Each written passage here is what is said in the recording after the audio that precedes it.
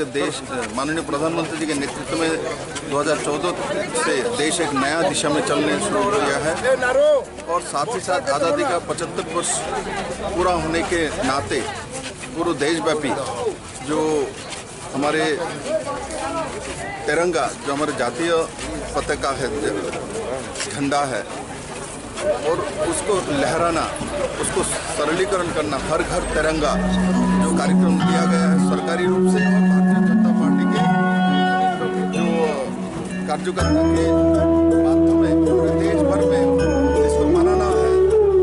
और सर्वोपरि राष्ट्र प्रेम देश मातृभूमि इन 3 शब्दों को सामने रखे ये वार्ता सबके माध्यम से सबके पास पहुंचा देना है।